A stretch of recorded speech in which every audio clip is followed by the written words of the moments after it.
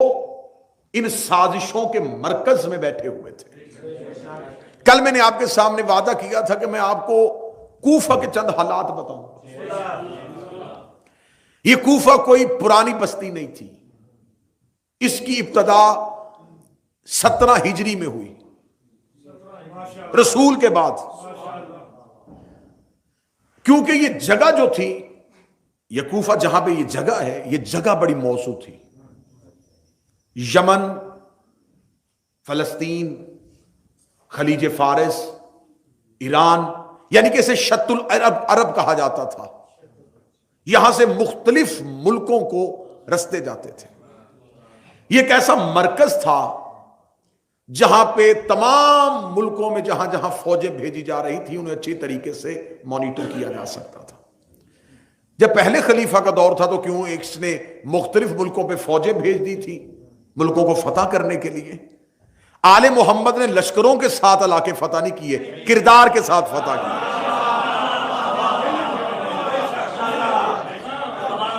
کیونکہ تلوار بدن کو جھکاتی ہے، کردار نفس کو، دل کو تمہارے دامنے جھکا دیتا ہے۔ اب جب انہوں نے کوفہ کی تو سعد بن ابی وقاص جو تھا، اس نے 17 ہجری کو اس شہر کی بنیاد رکھی تھی۔ اس نے 1,00,000 جھونپڑیاں عارضی طور پہ یہاں قائم کی تھی فوجی کیمپ بنانے کے لیے۔ یہ اپنی آرمی کی ایک چھاؤنی وہاں بنانا چاہتے تھے کہ ہم اس علاقے میں بیٹھ جائیں تاکہ یہاں سے مختلف ملکوں کو فتح کرنے کے لیے آسانی ہو سکے۔ یہ 17 ہجری کو اس کی بنیاد رکھی گئی۔ 1,00,000 جھونپڑیوں کے ساتھ اس کو آباد کیا گیا۔ بعد میں 2 طرح کی روایات ہیں، ایک یہ تھا کہ تیز بارش کی وجہ سے، ایک ہے کہ آسمانی بجلی گرنے کی وجہ سے وہ جھونپڑیاں جل گئی، تو پھر وہاں پر پکے مکان بنا کے فوجیوں کو رہنے کی جگہ دی گئی۔ ایک بات آپ ذہن میں رکھیے گا، اگر آپ تہذیبوں کا مطالعہ کریں تو یہ بات سننے میں، آپ کو دیکھنے میں، مطالعے میں ضرور ملے گی کہ جہاں مختلف تہذیبوں کے لوگ آباد ہوں وہاں امن بڑی مشکل سے ہوتا ہے، کیونکہ کوئی تہذیب دوسرے کو ماننے کے لیے تیار نہیں۔ جتنا میں نے اپنی زمانہ طالب علمی سے لے کے اب تک تہذیبوں کا مطالعہ کیا ہے تو مجھے نظریات پہ لڑائیاں کم نظر آئی ہیں، ذاتیات کی لڑائیاں زیادہ نظر آئی ہیں۔ اگر آپ آج بھی دیکھ لیں تو آج بھی آپ کو جو لڑائیاں نظر آئیں گی یہ نظریات کی نہیں ہے۔ آج آپ کو ایک گلی میں 2 مسجدیں اور ایک شہر میں اگر 6 امام بارگاہ نظر آئیں تو قطع نہ سمجھیے گا کہ وہ علی کو نہیں مانتے اور یہ علی کو مانتے ہیں۔ یہ سب کچھ ذاتیات کی وجہ سے ہوتا ہے۔ یہ ایک حقیقت ہے جس کو باہر صورت ہمیں ماننا پڑے گا۔ اب جہاں پر مختلف تہذیبوں کے لوگ آباد ہوں وہاں پر ہر وقت خطرہ رہتا ہے، وہاں پر امن بڑی مشکل سے قائم ہوتا ہے۔ اب یہاں پر کیونکہ مختلف، کوئی فوجی کہیں سے، کوئی فوجی کہیں سے، کوئی فوجی کہیں سے، انہیں آباد کیا گیا۔ جو آباد ہوا اس نے دیکھا کہ اچھی رہنے کی جگہ ہے، اس نے اپنی فیملی کو بلا لیا، اپنے خاندان کو بلا لیا۔ مختلف جگہوں سے لوگوں نے نقل مکانی کرتے کرتے کرتے اس شہر کو آباد کر لیا۔ جب اس شہر کو آباد کر لیا تو اب اس شہر پہ ایسے ایسے لوگ تھے کہ مثلاً اگر آپ عرب میں مکہ میں چلے جائیں تو اس میں چند قبیلے تھے، مدینہ میں چند تھے، اس میں چند قبیلے نہیں تھے، اس میں عرب کے تمام قبائل کے لوگ رہتے تھے۔ اب جب عرب کے تمام قبائل کے لوگ رہتے ہوں تو وہاں پر ایک قبیلے کو دوسرے قبیلے کے مخالف اکسا لینا، ان کو ان کی حمایت میں لے کے آنا، یہ بڑا آسان کام تھا۔ اور ہو بھی وہ سارے کے جو لڑنا جانتے ہوں، یعنی کہ ہیں بھی سارے جنگجو، اور سارے ہی جنگجو وہاں پہ ہیں اور مختلف قبائل کے ہیں۔ اب جب تیسری خلافت کا دور میں نے کل آپ کے سامنے پڑھا تو اس میں شام کے حاکم کی اگلی نظر کوفے پہ چلی گئی۔ اس نے کہا کہ میں سارے علاقے کو میں زیادہ بڑی حاکمیت بنا لوں گا اگر کوفہ ہی میرا مرکز بن جائے۔ اب اس کی نظریں کوفہ پر جمی ہوئی تھی، اور تیسری خلافت کے دور میں اس کے لیے رستہ ہموار کر دیا تھا کہ کوفے میں ایک انتہائی بد کردار شخص کو کوفے کا گورنر بنا دیا تھا. اسے اسلام کے ساتھ کوئی غرض ہی نہیں تھی. وہ کہتا تھا کہ بس مجھے جتنی بھی عیاشی مہیا ہو سکے وہ کرو، جو جس نے کرنا ہے وہ کرو. اب امیر المومنین کا جب دور آتا ہے تیسری خلافت کے بعد، اب امیر المومنین مدینہ سے نکل آتے ہیں، اپنا تخت حکومت عارضی طور پہ کوفے بناتے ہیں، کیونکہ امیر المومنین شام فتح کرنے آئے تھے. شام میں امیر المومنین نے 4 قاصد پہلے بھیجے تھے کہ کیونکہ اب مرکز میں میری حکومت بن گئی ہے اور تم نے ہر دور میں مرکز کی حکومت کو ماننا ہے تو میری حکومت کو بھی مان. اب دیکھیے گا کتنی ناانصافی ہے کہ اس نے علی سے پہلے والی حکومت کو مانا ہوا تھا. جو ہی منبر پہ علی آئے اس نے کہا میں علی کی حکومت کو تسلیم نہیں کروں. اس نے مولا علی کی حکومت کو جب تسلیم کرنے سے انکار کر دیا تو مولا امیر المومنین کوفہ آ گئے. اب کوفہ آنے کی دوسری وجہ بتاؤں میں آپ کو. مدینے کے لوگ اب لڑ نہیں سکتے تھے. ان کے بزرگوں نے بدر لڑی ہوئی تھی، احد لڑی ہوئی تھی، خیبر خندق یہ اتنی جنگیں لڑ چکے تھے کہ اب ان میں جنگ لڑنے کی ہمت ختم ہو چکی تھی. یا اور آسان کروں، میں پاکستان کی مثال دوں، مجھے یہاں کے شہروں کا اتنا نہیں پتا، مدینہ اسلام آباد بن گیا تھا.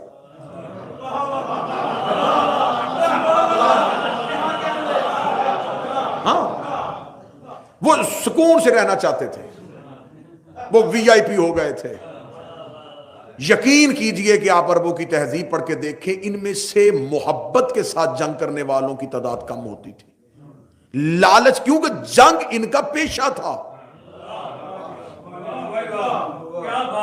بھئی جنگ ان کی جاب تھی، یہ لڑتے تھے، مال غنیمت لوٹتے تھے، گھر لے آتے تھے. اب انہوں نے اتنی جنگیں لڑی اور جتنی جنگیں اسلام نے لڑی وہ ساری فتح ہوئی تھی. اب ان کے گھر میں اتنا مال غنیمت تھا کہ 5 لاکھ دینار گھر میں بوریوں میں رکھے ہوئے تھے.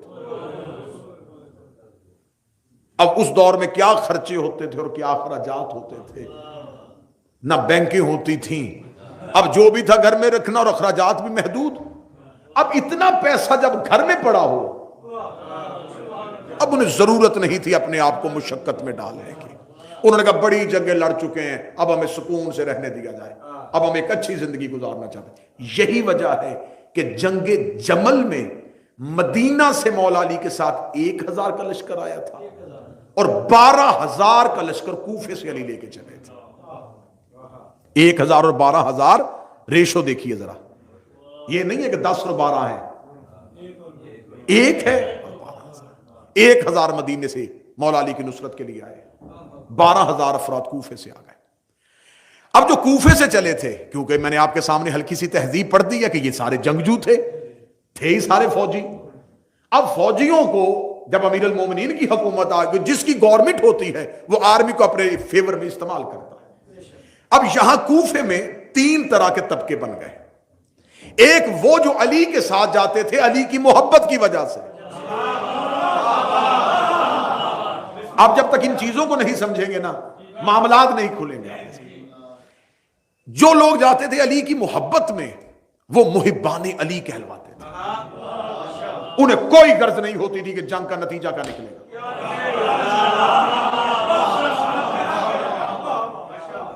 ضرور سارے حضرات مل کے بلند آواز سے پڑھیے گا اللہم صلی علی محمد. ماشاءاللہ جی 2 دن کی غیر حاضری کے بعد آج ڈاکٹر صاحب بھی تشریف لے آئے ہیں. مولا آپ کی آمد قبول فرمائے. متوجہ صاحب. اب ایک طبقہ محبان علی، ایک وہ جو علی کے ساتھ بطور علی کو حاکم سمجھ کے جاتے تھے.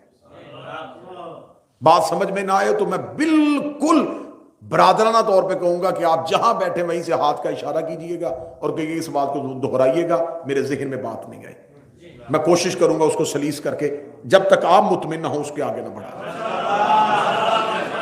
ایک محبت علی میں چل رہے تھے، ایک طبقہ وہ تھا جنہیں محبت نہیں تھی، بطور علی کو حاکم. گورنمنٹ علی کی ہے، ایگزیکٹو آرڈر ہے علی کا، جانا پڑے گا بھائی۔ اب علی کو حاکم سمجھ کے جا رہے تھے۔ تیسرا طبقہ، نہ حکومت کی وجہ سے، نہ محبت کی وجہ سے، دولت کی وجہ سے۔ اب کوفہ 3 طبقوں میں تقسیم ہو گیا۔ مولا امیر المومنین جب پہلی جنگ کرنے کے لیے گئے، اب جو محبان علی تھے وہ اول دستے میں لڑ رہے تھے، اور علی جنگ کی حکمت عملی بھی ایسے بناتے تھے کہ امیر المومنین ہمیشہ اول دستے میں اپنے محبت کرنے والوں کو رکھتے تھے، جن پہ یقین تھا کہ ان کے پاؤں نہیں اکھڑنے۔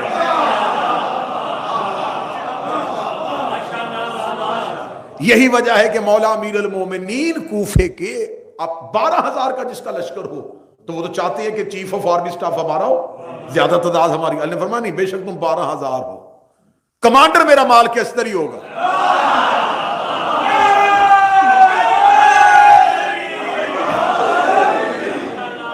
مال کے استر صفحے اس انداز سے بناتے تھے، محبتوں کے لحاظ سے، اور مولا امیر المومنین کے ارد گرد جو پہرا ہوتا تھا وہ صرف علی کے بیٹوں کا ہوتا تھا۔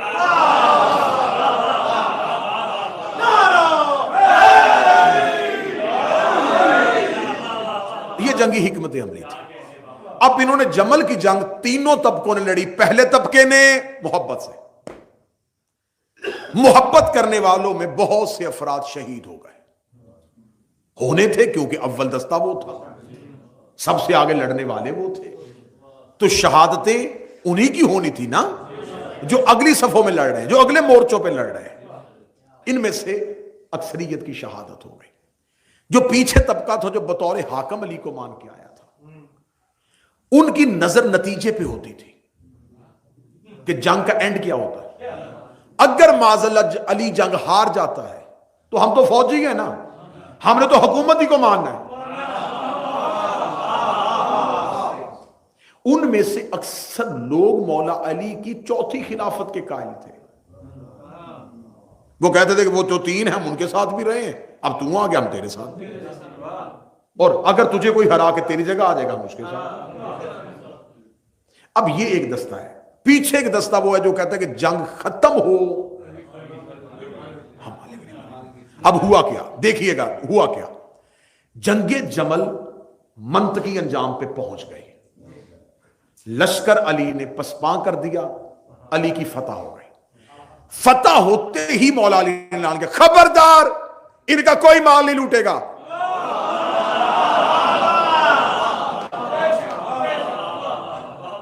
ان کا مال کسی نے نہیں لوٹنا، جو زخمی ہے اس کا علاج کرو، جو پیاسا گرا ہوا اسے پانی پلاؤ، جس کے پاس سواری نہیں اپنا گھوڑا دو۔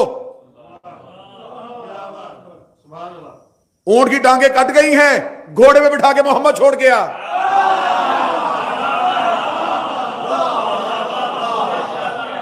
اب یہ طریقہ کار جنگ میں عربوں نے نہیں دیکھا تھا۔ انہوں نے کہا یہ کیسی بات ہے، لڑ لڑ کے مر گئے، اخیر ہوئی تو یہ کیا؟ اس نے کہا کیا یہ علی کیا کیا؟ فرمایا میں صرف حاکم نہیں امام بھی ہوں۔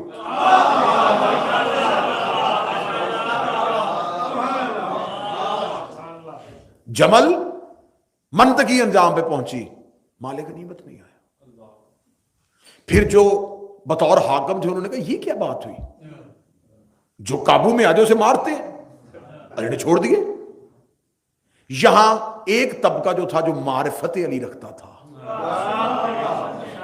اب ذرا سمجھتے آئیے، ان میں سے آدھی تعداد شہید ہو چکی ہے، اور جو بچ گئے ہیں وہ علی کے فیصلے کو قرآن تسلیم کرتے ہیں۔ ٹھیک ہو؟ اب مولا امیر المومنین آ گئے، اور پھر 1 سال کے بعد اگلی جنگ آ گئی، صفین۔ اب جب صفین میں پہنچے تو اب جنگ بالکل منطقی انجام میں تھی، تو علی ہی کے لشکر سے ادھر سے پتہ چل گیا۔ اب جو ادھر لشکر میں انہیں پتا تھا کہ جنگ جیتے ہارے تو یہ بھی کیونکہ مسلمانوں سے، تو اس کا بھی جمل والا حال ہوگا۔ تو ابھی جب جنگ بالکل اخیر میں پہنچی تو ادھر سے 1 لاکھ دینار ادھر آ گیا۔ جو انہوں نے لڑنے کے بعد ملنے کی آرزو تھی وہ پہلے ہی ہو گیا. 1,00,000 دینار کا آنا تھا یا محمد بن اشد 10,000 کا لشکر لے کے علی ہی کے دستے سے نکلا. میں نے کل آپ کے سامنے تھوڑا سا پڑھ دیا تھا. بغاوت پھیل گئی.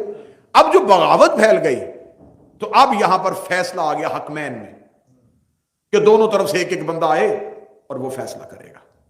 ادھر سے حاکم شام نے کہا میری طرف سے عمر بن عاص جاتا ہے, لشکر جی جنگ بند کرو, کوئی نہیں لڑے گا. ادھر سے عمر بن عاص آ گیا. مولا امیر المومنین نے کہا مالک تو جا. علی نے مال کیسٹر کو اٹھایا تو اسی طبقے نے, میں نے اس لیے آپ کے سامنے تھوڑی سی محنت کر کے طبقے پڑھے ہیں, انہیں 2 طبقوں نے کہا اگر مالک کیسٹر چلا گیا تو یہ تو علی کا بالکل ذاتی علی کا دایاں ہاتھ ہے, تو اس کا فیصلہ بھی وہی ہوگا جیسا علی فیصلہ کرتا ہے, تو ہم نے تو فیصلہ کرنا ہے اپنے آپ کو سامنے رکھ کے کہ ہمارے لیے کیا بہتری ہے. انہوں نے کہا نہیں نہیں نہیں, ہم مالک نہیں جانے دیں گے. ابو موسیٰ اشعری سے جیسا اچھا بندہ کوئی نہیں. میں نے کل آپ کے سامنے پڑھ دیا ابو موسیٰ اشعری کا کردار. جعلی مقدس, جھوٹا عبادت گزار, رات عبادت میں گزارنی, دن روزے میں عبادت کا روب دکھا کے بندوں کو علی سے ہٹا رہا تھا. ایسے کردار ہر دور میں ہوتے ہیں.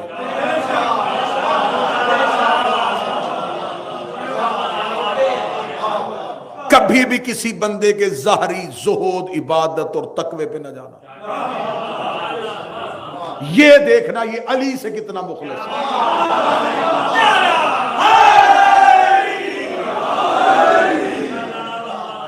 بھائی ہم نے کردار پڑے ہوئے ہیں تاریخ میں. ابو موسیٰ اشعری راتوں کو عبادت, دن کو روزہ, ٹوٹی ہوئی چپل, پیبند لگے ہوئے کپڑے, ہاتھوں میں تسبیح, اللہ اللہ. لوگ اس کی پرہیزگاری سے اتنے متاثر ہو گئے, انہوں نے کہا یہ تو بہت عبادت گزار. انہوں نے کہا ابو موسیٰ اشعری انتہائی دنیا دار بھی نہیں ہے. جو ہی انہوں نے کہا ابو موسیٰ اشعری سے بہتر کوئی نہیں ہے, امیر المومنین خاموش ہو گئے. امیر المومنین نے کہا تم نے جیتی ہوئی جنگ کو پلٹ دیا ہے. جو ہی ابو موسیٰ اشعری پہنچا تو اب دونوں طرف سے اتنا شور مچ چکا تھا کہ امیر المومنین کا فیصلہ رمضان تک معلق, رمضان معطل کرو, رمضان کو فیصلہ ہوگا, چلو لشکر اپنا اپنا واپس جائے, رمضان کو حکمین فیصلہ کریں گے اور پھر یہ جس کو ٹھیک کہیں گے خلافت اس کو دے جائے گی. اب یہ تو لشکر ٹوٹا ہوا واپس آ رہا تھا. آپ کیا سمجھتے ہیں کہ یہ بھی دل میں علی کی محبت لے کے آ رہا تھا؟ انہیں کہا لڑے, اخیر میں یہ کیا ہو گیا. اب یہ واپس آ گئے.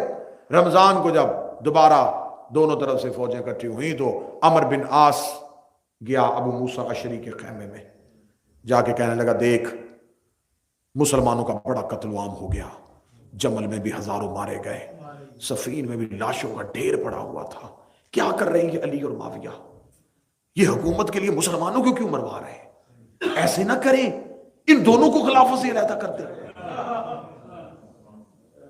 بزرگ بہتر سمجھتے ہیں کیونکہ میں اس گوشے کو خالی اس لیے نہیں چھوڑنا چاہتا تھا کہ بچے یہاں سے تاریخ میں ان کے ذہن میں گیپ نہ آ جائے, لہذا ان کو ساتھ ملانے کے لیے میں اس کو تکرار کرنے لگا. انہوں نے کہا پھر کیا کریں, انہوں نے کہا پھر کیا کرنا ہے, میں معاویہ کو خلافت سے معزول کرتا ہوں, تو علی کو کر دے. ابو موسیٰ اشعری نے کہا تو پھر خلیفہ کسے بنائیں گے. اب اس نے دیکھنا تیز کتنا تھا, نام نہیں, شاطر تھا نا, اس نے نام نہیں لیا. کیا لگا کسی پرہیزگار کو دیکھیں گے جو بڑا اچھا عبادت گزار ہو,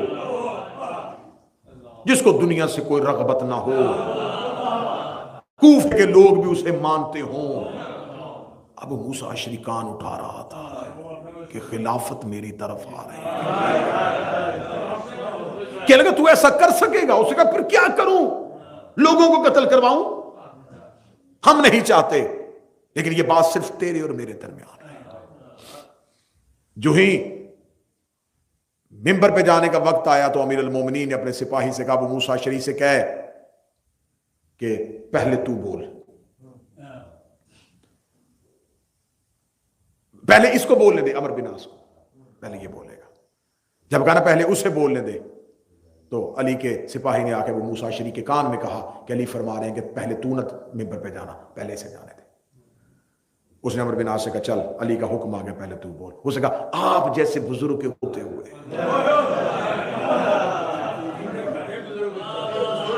یہ طریق ہے، یہ سازشیں ہیں، یہ علی کے سامنے فتنے ہیں. میری کیا مچال، میں آپ کے ہوتے ہوئے پہلے آپ کریں.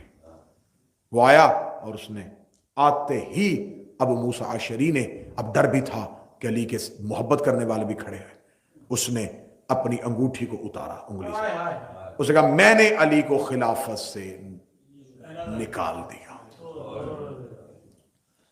مسجد میں شور مچ گیا. کیا ابو موسیٰ اشعری کیا کہہ رہا ہے؟ شور و غل کی آواز آئی. یا عمر بن عاص نے دھکا دیا ابو موسیٰ اشعری کو، بوڑھا تھا، زمین پہ گرایا، خود کھڑا ہو کر لگا میں نے معاویہ کو خلافت کے ساتھ جوڑ دیا.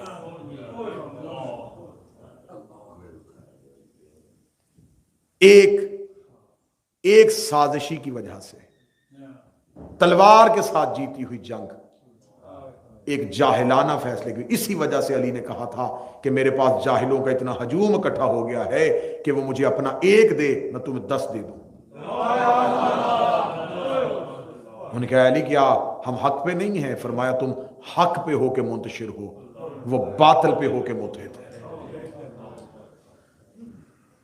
اب میں نے کہا تھا کہ صرف تقریر نہ سنتے جائیے گا، کردار آج کے دور میں بھی تلاش کرتے جائیے. جنگ بغیر نتیجے کی ختم ہو گئی، نہروان آ گئی جی. اب یہ جنگ نہروان کیا ہے؟ اس میں یہ جو 2 طبقے میں نے آپ کے سامنے اتنی محنت کر کے پڑھے ہیں، انہی دونوں طبقوں نے ایک لشکر ترتیب دیا جسے کہا گیا خوارج، جس کی نشانیاں نبی نے اپنی حدیث میں بتا دی تھی. مسند احمد بن حنبل اٹھا کے دیکھو، موطا امام مالک اٹھا کے دیکھو، ترمذی شریف اٹھا کے دیکھو، مشکات شریف اٹھا کے دیکھو، سنیوں کی کتابوں میں نبی کی پیشن گوئی ہے خوارج کے لحاظ سے. نبی نے نشانیاں بتائی تھیں. نبی نے کہا ظاہری عبادت گزار ہوں گے، داڑیاں لمبی رکھیں گے، سروں پہ اونچی پگڑیاں رکھیں گے. یہ نبی کی میں نے کتابیں پڑھی، کتابیں بتائی ہیں، ان میں ہاتھوں میں ان کے تسبیحاں ہوں گی. قرآن کی آیتوں کا غلط استعمال کریں گے. دین مسلط کرنے کے لیے 9 عمر لڑکوں کا انتخاب کریں گے. آج جتنے بھی خودکش حملہ آور پکڑے جاتے ہیں،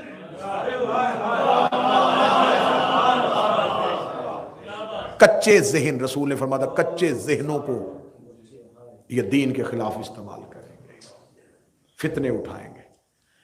یہ خوارج کھڑے ہو گئے، انہوں نے کہا جی ہم تو علی سے جنگ کریں گے، ہم تو علی سے لڑیں گے، علی نے تو ہمارا نقصان کروا دیا، علی نے تو ہم سب کو. امیر المومنین پھر دوبارہ لشکر لے کے شام کی طرف بڑھ رہے تھے، یا پیچھے سے خبر پہنچی کہ وہ جو خوارج کا گروہ ہے نا، وہ کوفے کے باہر آ کے بیٹھ گیا ہے، اور انہوں نے ایک علی کے صحابی کو قتل کیا، اس کی حاملہ بیوی کو قتل کیا، اس کے پیٹ کو چاک کر کے بچے کو نکال کے اس بچے کا قتل کیا. امیر المومنین وہیں پہ رکے، لشکر کو واپس لیا، اور اب امیر المومنین جلال کے عالم میں، کیونکہ وہ کوفہ کے رستے میں بیٹھ گئے تھے، انہوں نے کہا تھا کیونکہ جتنے علی کے نوکر تھے وہ علی کے ساتھ لشکر لے کے چلے گئے تھے، پیچھے سے ان کی گھر، ان کی عزتیں، ان کی بیٹیاں، ان کی مائیں بہنیں گھروں میں تھیں، مسلمانوں کی عزت خطرے میں آ گئی. انہوں نے گھروں میں حملے کر دیے. یہ ٹوٹ پڑے کوفہ میں علی کے شیعوں کے گھر پہ کہ اگر علی شام کی جنگ سے باز نہ آیا تو ہم کوفے کو تہہ و تیگ کر دیں گے. اب ادھر شام کا فتنہ،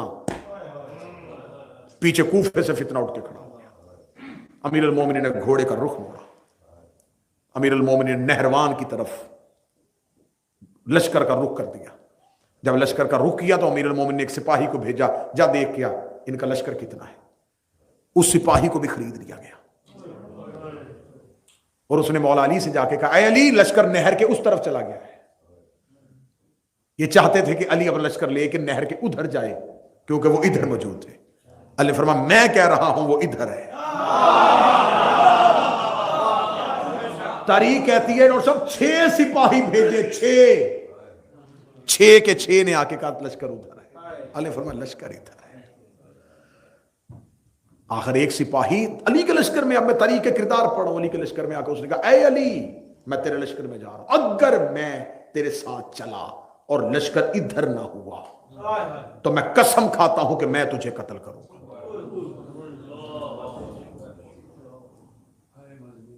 امیر المومنین نے کہا اچھا تجھے امام پہ اتنی بد اعتمادی ہے، چل پھر اگلی سن. ان کے 10 سے زیادہ بچیں گے نہیں، میرے 10 سے زیادہ مریں گے نہیں۔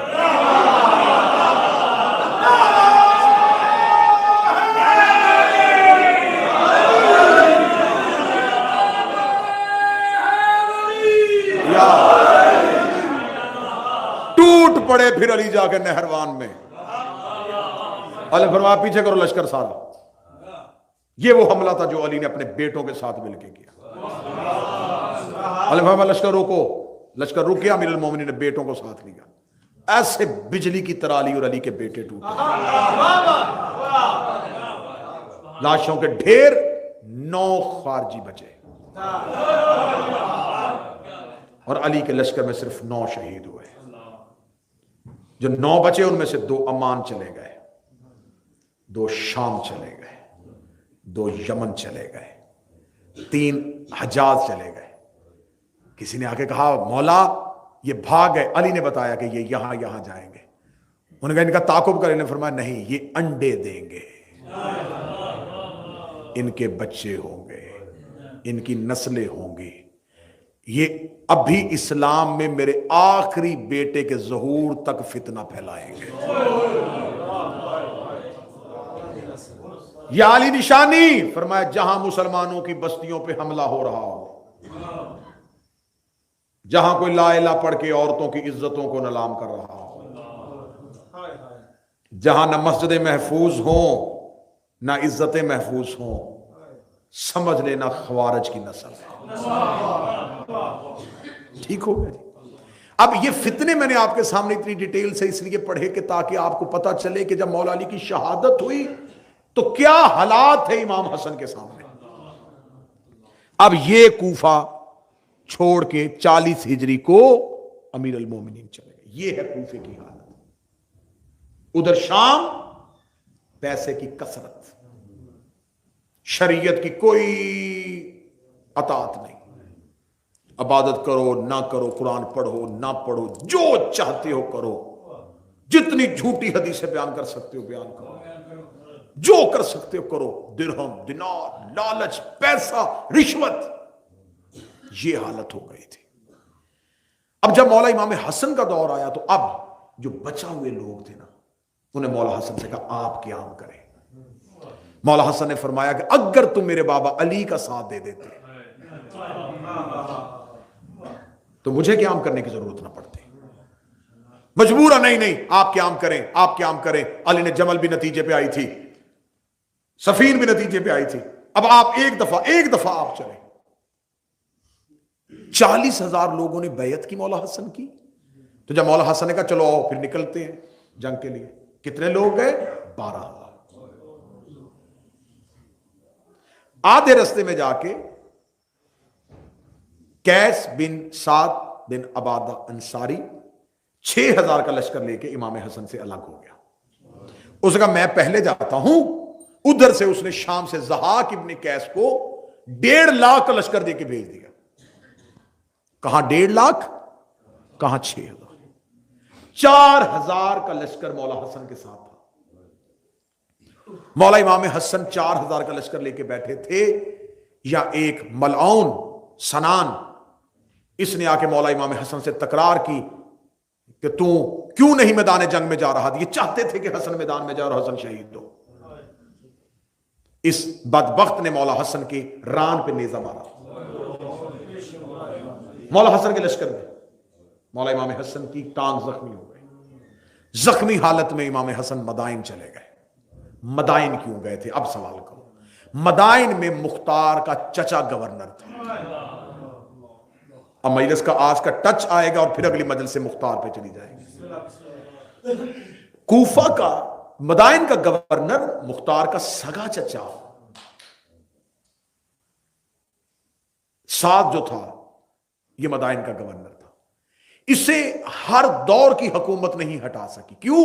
قبیلہ بنو سکیف بہت زیادہ تھا، اور مدائن کے گرد و نواح میں ان کی کثرت تھی، جن کی وجہ سے یہ مختار کے چچا کو نہیں ہٹا سکتے۔ جب مختار کے چچا کو خبر ملی کہ امام حسن کے ساتھ کوفے والوں نے بھی دغا کر دیا ہے اور امام حسن کو رستے میں چھوڑ دیا ہے، اس نے جلدی سے امام کو پیغام بھیجا کہ مولا جلد از جلد آپ مدائن تشریف لے آئیں، میں آپ کا تحفظ کروں گا۔ इमाम हसन मदाइन पहुंच गए। इधर इमाम हसन मदाइन पहुंचे, उधर हाकम 1.5 लाख का लश्कर लेके आया था, जो 6,000 का दस्ता जंग करने के लिए गया था उसने लम्हों में खरीदा, अपने साथ मिला दिया। अब 4,000 है, 4,000 के साथ इमाम हसन 1.5 लाख के साथ कैसे जंग करे। लेकिन एक बात याद रखिएगा, मुखलस 72 भी हो तो इमाम क़याम कर देता। इमाम की नजर तादाद पे नहीं होती, 72 भी इमाम को मिल जाए। इमाम हसन के सामने आके आमिर बिन रबैया ने कहा था, मौला आप क्यों नहीं जंग के लिए निकल रहे? मौला ने फरमाया 9 मुखलस मिल जाए, 9 मुखलस मिल जाए, मैं जंग के लिए निकल जाऊंगा। उसने कहा मौला 9, ये 3,500 बंदा बाहर बैठा है। मौला ने फरमाया जा उनसे जाके कह हसन लड़ने के लिए निकल रहा है, और हसन कह रहा है जिसने मेरे साथ जाना है सर के बाल मुंडवा के आओ।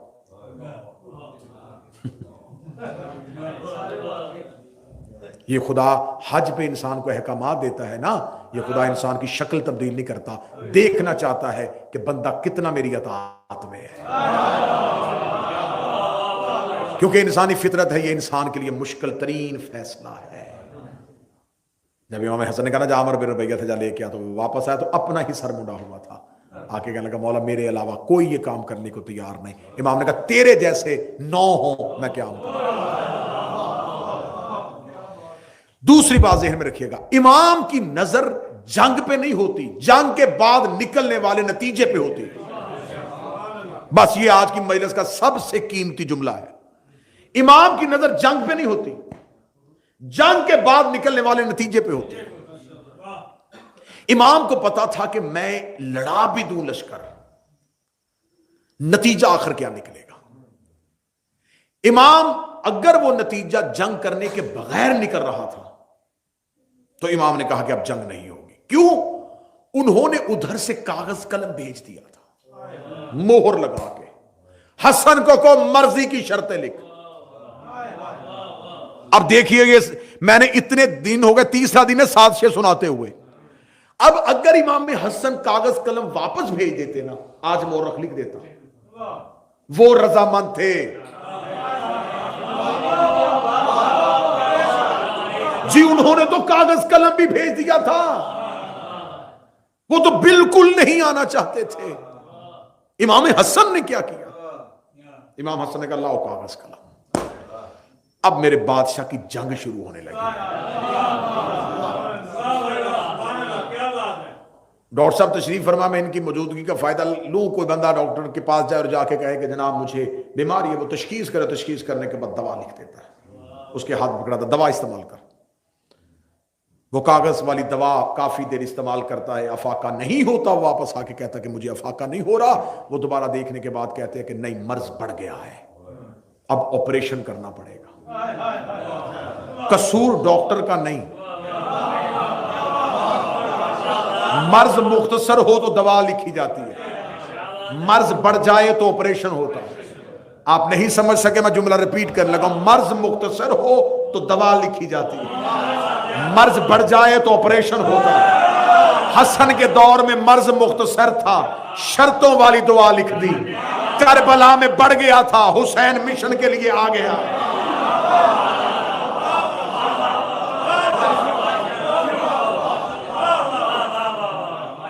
इमाम हसन का दौर अब दौर जंग का नहीं था, अब मुहर्रिकात क्या थे। इमाम हसन ने कहा नहीं। अब इमाम हसन ने शर्तें लिखाई। अब देखिए इंतकाम, उधर से अगर साजिशें है ना तो खुदा कह रहा वल्लाहु खैरुल माकिरीन, अगर ये मकर करेंगे तो अल्लाह से ज्यादा मकर किसको आता है। अब इधर ये साजिशें कर रहे थे, अब साजिश क्या हुई, हम मुअर्रख से लिखवाएंगे कि हमने सुलह कर ली थी। इमाम हसन ने कहा वे शर्तें लिखेंगे। अब जो भी क़यामत तक चाहे उमैया का तनख्वाहदार हो, अगर वो तारीख में सुलह लिखेगा मजबूरन शर्तें लिखनी पड़ेगी।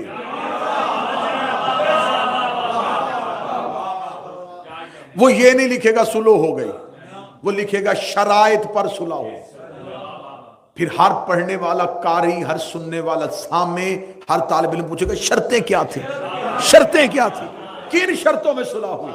अब इमाम हसन ये शर्तें तारीख में लिखवाना चाहते थे। इमाम हसन का लिख, ये कुरान और सुन्नत पे अमल करेगा,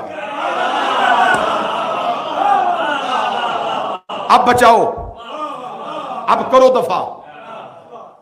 भाई ये कैसा कातबे वही था जिसने ये शर्त मान ली, उसने इस शर्त पे तस्लीम क्यों किया? वही शर्त पे अकड़ जाता, ये कौन सी शर्त है, मिटाओ, मेरा कौन सा फेल कुरान और सुन्नत के खिलाफ। मौला हसन ने लिखा कुरान और सुन्नत पर अमल कर, क्योंकि जंग दो चीजों पे थी, जिसे पहली मजलिस का पहला जुमला याद है, दो नजरियात, एक हुकूमत बचा रहे थे, एक रिसालत बचा रहे थे। इमाम हसन ने कहा मौरख लिखे, ये जंग हसन की नजर में हुकूमत के लिए नहीं थी, वो हुकूमत लेना चाहते थे, हसन कुरान और सुन्नत नाफिज करना चाहता था।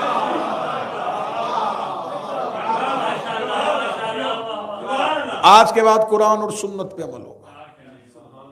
अब जिसे कल वाली मजलिस याद है, मौला अली के सामने आके कहा था दो शर्तें, ये अली की जीत थी। हसन के दौर में आके शर्त एक रह गई, सिर्फ कुरान और सुन्नत। हसन ने अपने आप को खलीफा बिला फसल कर लिया, जैसे अली ने शर्त ना मान के खुद को खलीफा बिला फसल किया। मौला हसन ने कहा कुरान और सुन्नत पर अमल होगा, उसने कहा कुरान और सुन्नत पर अमल करेंगे। देखें कितनी आसानियां कर दी हैं तुम्हारे इमाम ने तुम्हारे लिए। मौला ने दूसरी शर्त लिखी, कोई भी तुम्हारा तनख्वाहदार खतीब मिंबर पे मेरे बाबा पे तबर्रा नहीं करेगा। सुनिएगा सुनिएगा, आज की गुफ्तगू यहीं पे रुक जाएगी। अगर मौला हसन ये शर्त ना लिखवाते, मुझे हुसैन की कसम, जैसे उम्मत बड़े बड़े जुल्म पी गई है ना, बीबी के घर आग लगी नहीं थी, रसूल को कागज कलम का इनकार हुआ ही नहीं था, आज ये भी कह देते कोई तबर्रा नहीं होता था। हसन ने शर्त लिखवाई कि नहीं होगा। अगर नहीं होता था,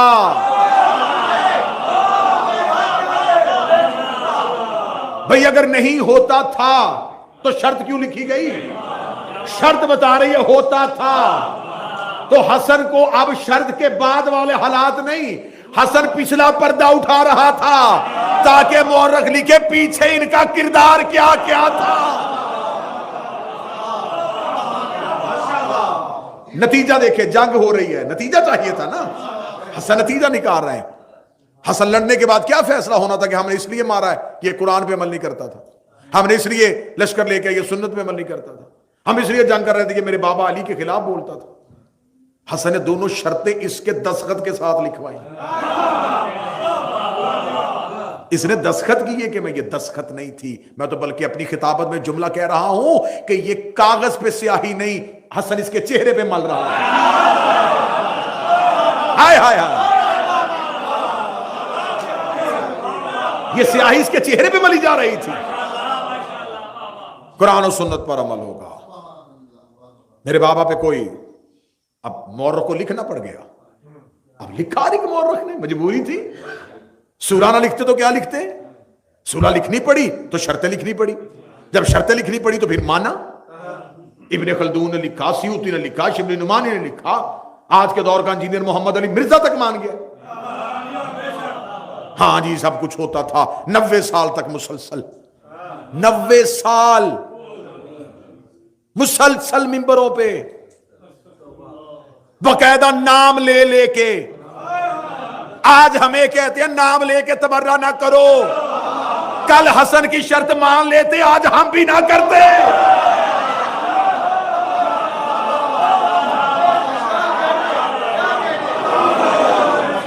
आज हमें कह रहे हो इत्तेहाद, भाई आज हमें कह रहे हो इत्तेहाद बैनुल मुस्लिमीन, आज हमें कह रहे हो ज़ाब्ता इखलाक बनाओ, आज हमें कह रहे हो ये तय होना चाहिए। तो ये सब कुछ जब सदियों पहले हसन तय कर रहे थे तब मान लेते, आज किसी मिंबर से तबर्रा ना पढ़ा जाता। तो अगर तब नहीं माना गया, अगर तुमने हसन की नहीं मानी, तो हम तेरे मुल्ला के कहने पे अकीदा छोड़ दे। जब हसन इत्तेहाद बैनुल मुस्लिमीन का फार्मूला दिया था, ले लो हुकूमत, ये मिंबर पे तबर्रा ना करना, तुमने शर्त नहीं मानी, तुमने 90 साल खिलाफत लेने के बाद भी तबर्रा बंद नहीं किया। तुमने अपनी किताबों में लिखा है या तो दरिया में बहा दो, फाड़ दो सारी किताबें, ना नस्लें पढ़े ना हकीकतों का पता चले। उमर बिन अब्दुल अजीज ने अपने दौर में आके बंद किया। तो उमर बिन अब्दुल अजीज तक जितने भी बादशाह आए, अगर उन्होंने इसे बंद नहीं किया तो इसका मतलब है उन्होंने हसन की शर्त नहीं मानी। और मैंने कल कहा था कि शर्त नाकस हो जाए, खिलाफत नाकस हो जाती है। 3 दिन की मेहनत का अजर मुझे दे देना। ये बाप और बेटे की जंग थी कि बाप ने पिछली खिलाफतें मुअत्तल की थी, बेटे ने अगली मुअत्तल की।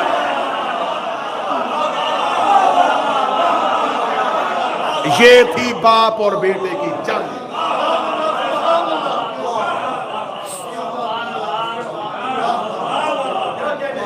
बाप ने पिछली मुअत्तल की थी। इसे कहते हैं हिकमत इमाम, इसे कहते हैं तदब्बुर इलाही, इसे कहते हैं इंतकाम कुदरत। तो अगर जब इमाम हसन ने कहा था अगर मिंबरों पे अली पे तबर्रा होता रहा है तो हुजूर जो गेंद दीवार पे मारी जाए वो वापस आती है।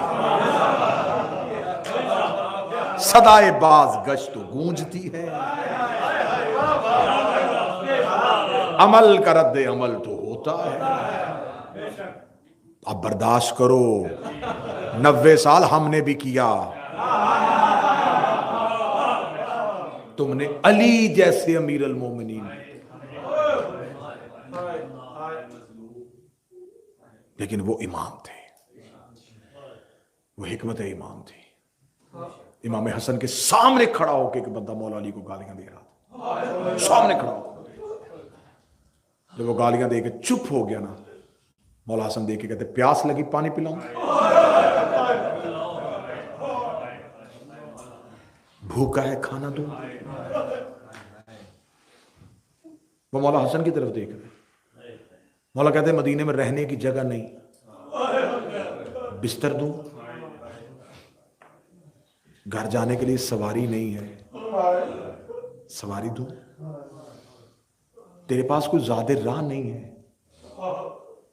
तुझे ज़्यादा राह दूं? अभी तक तो ये सिर्फ देख रहा था कि शायद हसन मुझे हिकमत से घेर रहा है। अगली सतर पे इमामत ने अपनी शान दिखा दी। देख रहे तेरे पास माफी मांगने का वक्त नहीं, तेरे हिस्से की माफी मैं मांगूंगा। कदमों में गिर गया। क्या लगा क्या शान इमामत है? मौला ने फरमाया मुझे खबर है तुमको मेरे बाबा से दुश्मनी सिर्फ शाम के दिरहम और दिनार के लालच ने पैदा की है। हसन की आवाज है दिरहम में दिनार खत्म हो जाएंगे। उससे नफरत कर रहे हो जिसका कुरान में अल्लाह ने मोहब्बत का हुक्म। बैठ गया कदमों में, कहने लगा फिर आज के बाद आप ही की गुलामी करूंगा। ये शान इमामत थी। हर दौर के इमाम को मजलूम रखा गया। इमाम हसन की सुलह करने की 2 वजह मैंने पढ़ दी, तीसरी वजह सुन लो और मजलिस तमाम होगी और यही मुसाहिब के साथ मुतसिल हो जाएगी। करबला हादसा नहीं था, करबला वादा था। ये आलम अलस्त में हो चुका था। हसन को खबर थी अभी करबला बपा होने में 10 साल बाकी है। हसन नहीं लड़े। हसन क्यों नहीं लड़े? अगर हसन उसी वक्त लड़ लेते ना तो करबला बपा उसी वक्त हो जाती। लेकिन करबला को जवान होने में भी 10 साल बाकी थे।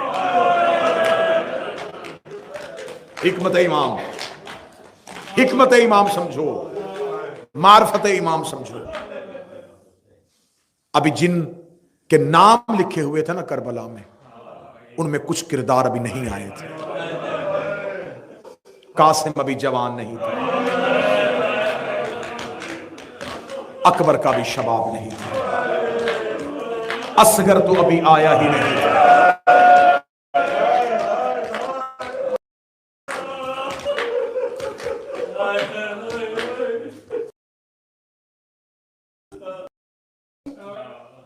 क्यों?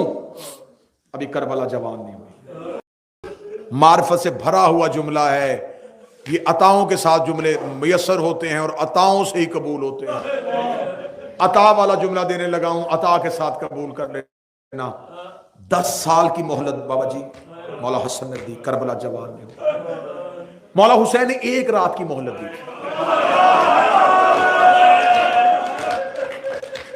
1 رات مہلت مانگی نہیں تھی, دی تھی. سوال کرو مجھ سے کہ تو جو مہمان ہے ہمارا مولا حسین کا ذاکر ہے, تو نے یہ تو بتا دیا کہ مولا حسن نے 10 سال اس لیے دی کہ کربلا جوان نہیں تھی, اصغر نہیں آیا تھا, اکبر نہیں آیا تھا, قاسم نہیں تھا. تو یہ مولا حسین نے 1 رات کی مہلت کیوں دی؟ 9 رجب دنیا میں ظہور ہے شہزادہ علی اصغر کا. رجب, شعبان, رمضان, شوال, ذیقعدہ, ذی الحج. شریعت محمد میں ہے کہ قربانی کے لیے کم از کم عمر 6 ماہ ہو. اصغر کو 6 ماہ ہونے میں 1 دن باقی تھا. اجرکم من اللہ, اجرکم من اللہ, اجرکم من اللہ. مجلس کربلا بن گئی.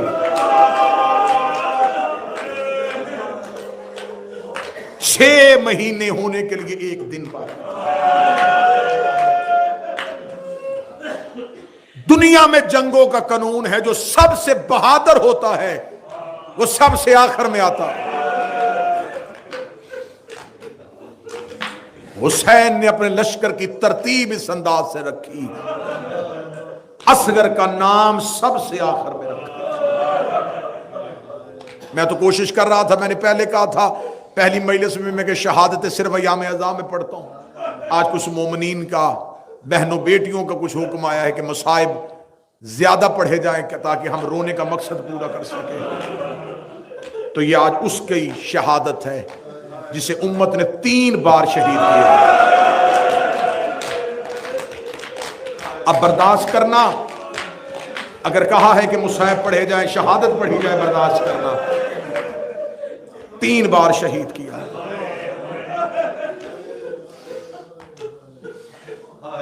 در نجف کا رنگ کیا ہوتا ہے؟ سفید. یاقوت کا رنگ کیا ہوتا ہے؟ سرخ.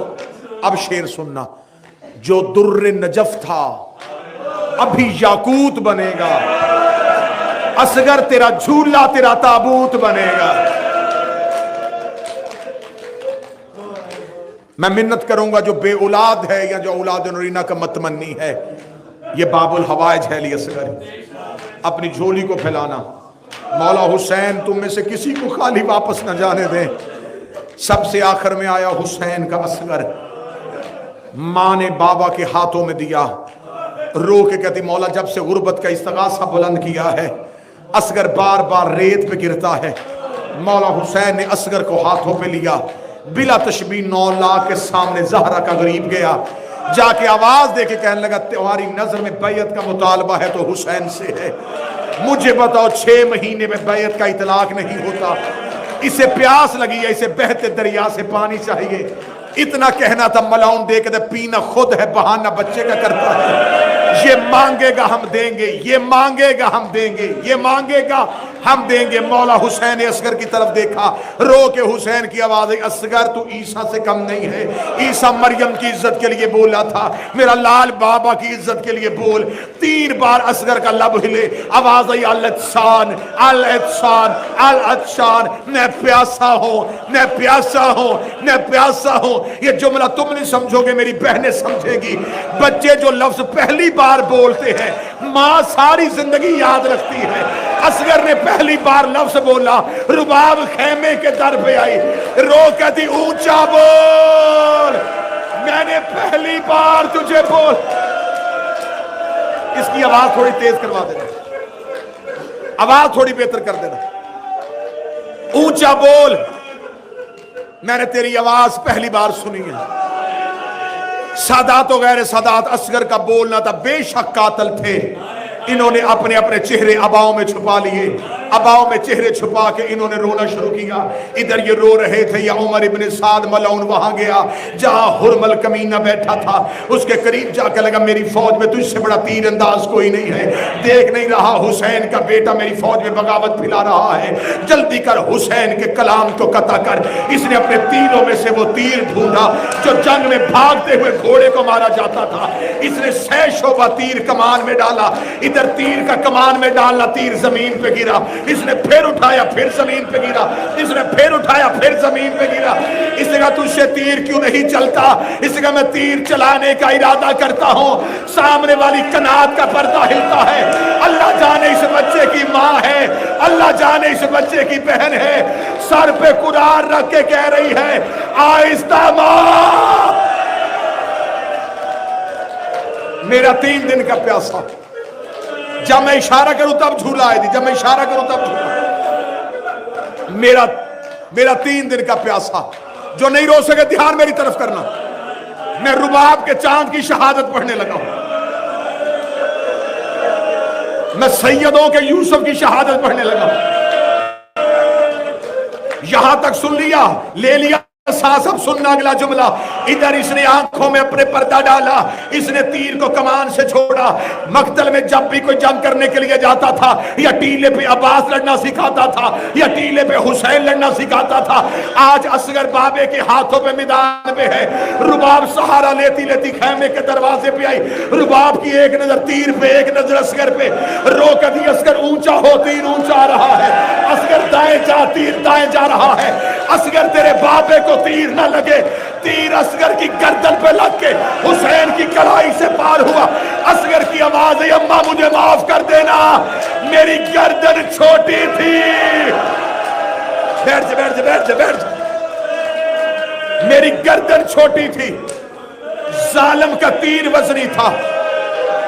अम्मा बाबे को तीर लग गया, अम्मा मुझे माफ कर दे। अब जिसने रोना देखना मेरी तरफ, बिला तशबीह, यूं हाथों पे असगर, गर्दन से तीर निकल के कलाई से पार हो गया था। मौला हुसैन ने अपनी आवाज असगर के ऊपर दी, हुसैन ने रुख किया मक्तल की तरफ, कमर की खेमे की तरफ। असगर ऐसे खेमे गया, या मां मर जाएगी या बहन मर जाएगी। असगर मुझे इजाजत दे, मैं तेरी गर्दन से तीर खींचूं। असगर ने आंखें खोली, आवाज देगा बाबा तूने अकबर के जिगर से बर्छी निकाली, तूने अब्बास की आंख से तीर निकाला। बाबा ऐसे नहीं, पहले दादा इब्राहिम बुला, दादा इस्माइल बुला, मदीने से नाना बुला, नजब से बाबा बुला, बकिए से माँ बुला। आवाज आई, सारे आए खड़े हैं। हुसैन ने असगर को करबला की रेत में लिटाया, हुसैन ने खुदा करबला की रेत में रखा, हुसैन ने तीर की नोक पे हाथ डाला, 2 हाथ असगर की कमर पे आए। आवाज आई, हुसैन आहिस्ता, हुसैन आहिस्ता। हुसैन दादियों को पोते बड़े प्यारे, बैठ के बैठ के बैठ के, हौसले के साथ, हौसले के साथ। मुझे आज वास्ता दे के कहा गया है कि शहादत पढ़ना तो सुनना शहादत। मुंजर शाह 2 हाथ असगर की कमर पे आए। मौला हुसैन की आवाज़, मुश्किल में मदद करने वाला कौन? आवाज आई, हुसैन दादियों को पोते बड़े प्यारे होते हैं। हुसैन तेरी मां बकिया छोड़ के आ गई। मौला हुसैन ने तलवार से कब्र खोदी, असगर को कब्र में लिटाया, छोड़ दिया मजलूम, रेत डाली। पहली शहादत मैंने पढ़ दी। अब एक जुमले में 2 शहादतें पढ़ूंगा, जिसके सीने में पत्थर नहीं वो बंदा जरूर तड़पेगा। एक जुमले की अब मुझे इजाजत दे देना। हुसैन ने असगर दफना दिया, हुसैन ने असगर की कब्र का निशान मिटा दिया।